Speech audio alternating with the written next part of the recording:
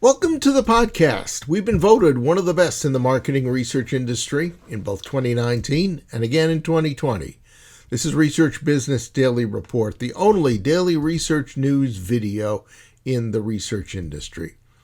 RBDR relies on viewer support, and we'll tell you at the end of today's RBDR how you can be one of those supporters. I'm Bob Lederer, and I'm in my 26th year as the respected voice in market research.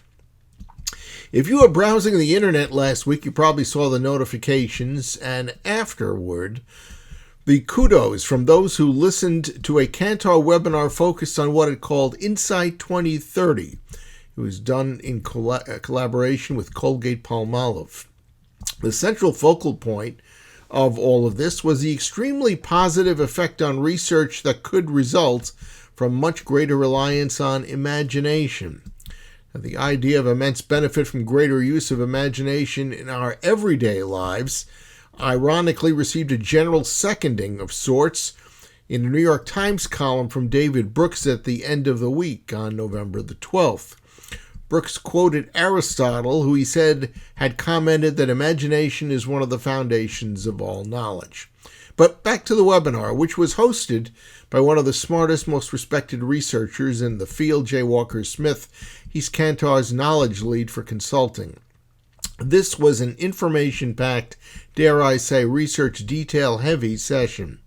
But what made it so valuable? Well, it documented reasons, some contrary to current beliefs, about what the focus of a client insights department needs to be, and especially changes that need to take place.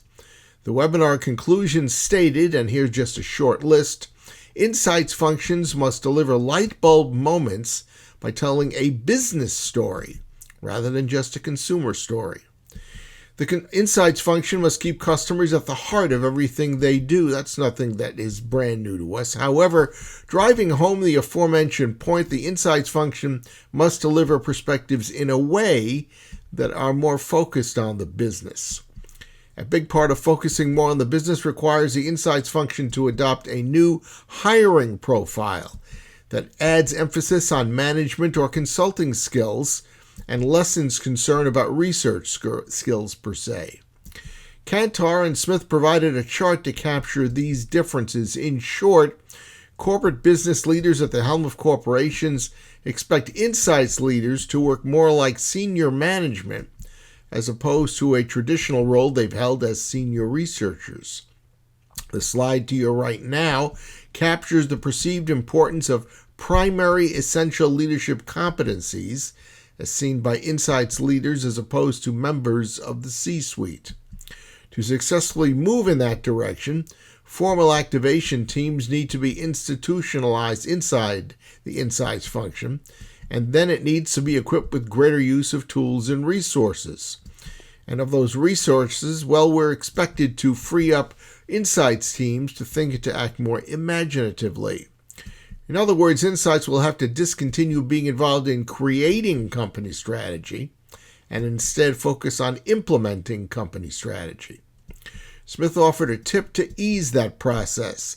He said bring in AI and automation, assisted by high-quality research partners, and refocus insights on strategies and activation.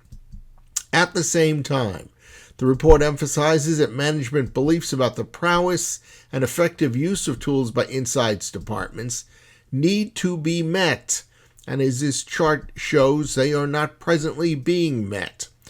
This chart portrays what insights departments believe about their mastery of various types of data and contrasts that with C-suite beliefs about what insights actually control of those same data elements. So insights needs to take a major step up in meeting the expectations of its prowess of data as seen by the C-suite. And the insights department needs to gain and conduct itself with self-confidence so that it feels it has the freedom and empowerment and acts assertively in kind to provide imagination in its work and thinking.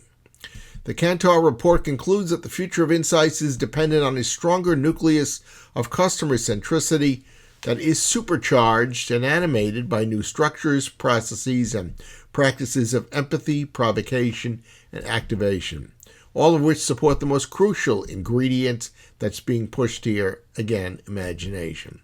That makes it possible for insights to re-energize the ways in which corporate leaders envision their actual marketplace. We're going to, as I mentioned, link to the study so you can leaf through it yourself. It's well worth your time. That wraps up today's Research Business Daily Report. As we mentioned at the start of today's RBDR, if you'd like to become, and we hope you do, an RBDR supporter, we call it an RBDR Patreon supporter. And that means agreeing to provide a monthly contribution via credit card, maybe $5 or $10 if you're an individual, or $25 or more if you're a business, to help us maintain the excellence of our reports. And if you're viewing us today, what can we do to earn your support? Well, keep watching RBDR, whether it's regularly or once in a while, because we know that you're going to be receiving information that is valuable to you and that you can even pass on to your peers at work or friends outside your company. So select whatever level of support is comfortable for you when you go to patreon.com/RBDR. And we will then say thank you for whatever you can provide. We hope you have a good research day, and we'll be back here tomorrow and hope you'll be back too to join us. And until then, please stay safe.